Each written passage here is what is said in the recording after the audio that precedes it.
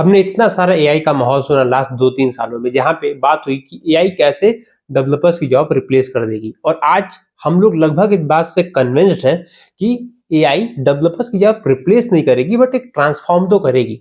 आज के वीडियो में हम बात करेंगे कि आखिर एआई डेवलपर्स की जॉब कैसे रिप्लेस करेगा, और रिप्लेस करके कैसे जो डेवलपर सिर्फ कोड लिखने के लिए जिम्मेदार था, आने वाले समय में वो डेवलपर सिर्फ कोड नहीं लिखेगा, वो कोड लिखने के साथ साथ एक टीम लीड और उसी समय पे एक कंसल्टेंट की भूमिका भी निभाएगा। अगर वो ऐसा नहीं कर पाया तो वो शायद अपने जॉब में फेल हो जाएगा। आखिर ये बात मैं कैसे कह रहा हूँ और इसके क्या पीछे लॉजिकल रीजंस हैं, चलिए इस वीडियो में समझते हैं और बात करते हैं कि आखिर क्यों एक डेवलपर्स जो अभी सिर्फ टेक्नोलॉजी के अराउंड था, अभी टेक्नोलॉजी से ज्यादा वो बिजनेस के अराउंड होता चला जाएगा। सबसे पहले भी एक बात समझो कि डेवलपर्स की जॉब जहां से बनी, जब डेवलपर्स जब कोड लिखना शुरू किए तो कैसे कोड लिखते थे। आप अगर नोटिस करोगे तो जो पहले के लोग या जो पहले के टेक्नोलॉजिस्ट हैं जो टेक्नोलॉजी में है, वो हमेशा एक प्रोग्रामिंग लैंग्वेज या एक तरीके की चीजों में मास्टरी करते थे। चीजें फिर स्मूथ होती चली गई। आप समझो या आप सोचो वो जमाना जहां पे जावास्क्रिप्ट के लिए आपको एजेक्स का यूज करना पड़ता था, पीएचपी माई बाप हुआ करता था वेब पेजेस के लिए। वहां से आज हम यहां तक आ गए जहां पे हम जावास्क्रिप्ट की हेल्प से फ्रंट एंड और बैक एंड बहुत स्मूथली लिखते हुए चले जाते हैं, बिना किसी भी रुकावट के और बहुत ही स्मूथ तरीके से। मतलब पहले जहां पे 10 साल पहले एक बंदा वो परेशान था कि हम कैसे चीजों को छोटी छोटी चीजों को करें, आज उससे कम समय में कम एक्सपीरियंस में एक बंदा इतना स्मार्ट न होते हुए भी वो बहुत सारा कोड लिख पाता है। क्यों? क्योंकि लिखने के तरीके आसान होते चले गए हैं over the period of time. अगर कोड लिखने का तरीका आसान हो गया, इसका मतलब ये भी है कि कोडिंग ओवरऑल आसान हो गई है, उसको करने का तरीका आसान हो गया है। और ये आसान तब और ज्यादा हो जाता है जब एआई आ जाता है और वो लगभग कोड को जनरेट करने लगता है। तो एज अ डेवलपर हमारा काम क्या होगा? मैं जब डेवलपमेंट की जॉब में था, जब मैं डेवलपर रोल में था, तो हमारे पास एक रिक्वायरमेंट होती थी और वो रिक्वायरमेंट हम पूरा करते थे। कहीं फंस जाने पे हमारे पास स्टैक ओवरफ्लो जैसा ऑप्शन होता था। बाद में वो ऑप्शन स्टैक ओवरफ्लो के बाद चैट जीपीटी बन गया और बाद में वो फिर हमारे आईडी के अंदर ही कर्सर जैसे आईडीज आ गए जो हमारे कोड के अंदर ही आ गए। इससे हुआ क्या? एक जर्नी हुई, जर्नी जहां पे हम अपना कोड पहले किसी डॉक्यूमेंटेशन किसी स्टैक और फ्लो पे देखते थे उस एरर को, अब हम with in a browser solve करते जा रहे हैं। मतलब कोड जनरेशन फास्ट हो रहा है। बट यहाँ पे आपको मैं क्यों कह रहा हूँ कि अब आपको थोड़ा सा टीम लीड वाली आपको टीम लीड के जैसे सोचना पड़ेगा। उसका रीजन ये है कि आपके सामने जो कोड जनरेट हो रहा है, this is your task to understand कि क्या ये कोड वही कोड है जो मेरे प्रोजेक्ट के लिए चाहिए, जो मेरे बिजनेसेस के लिए चाहिए। अब एक और दिक्कत है कि हाउ यू विल सेलेक्ट कि आपको कौन सा कोड चाहिए।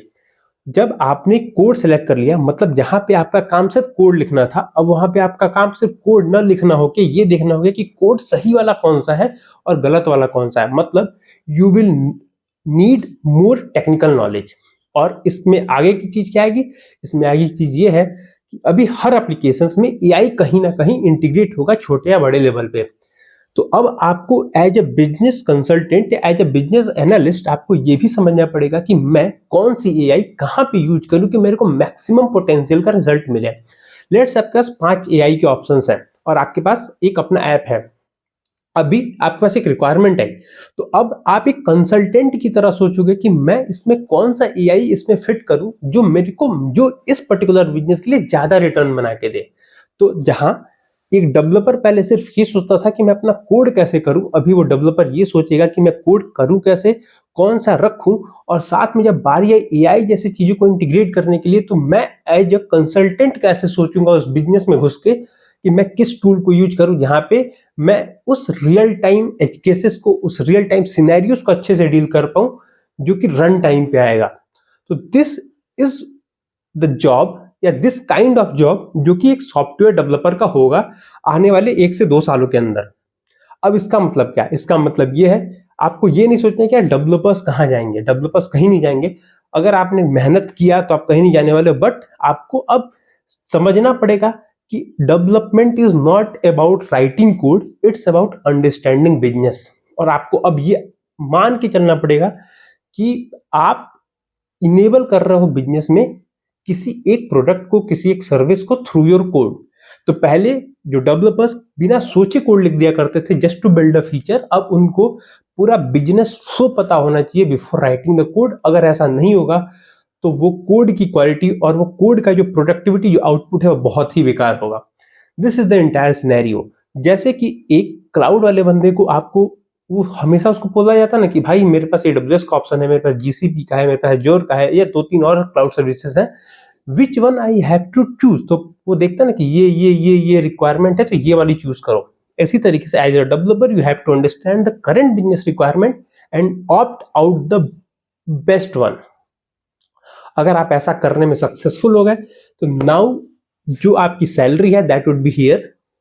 अगर आप ऐसा नहीं कर पाए तो unfortunately you might get replaced, but उससे ज्यादा जरूरी ये है आपको ये समझना कि फिर आप इररिलेवेंट हो जाओगे।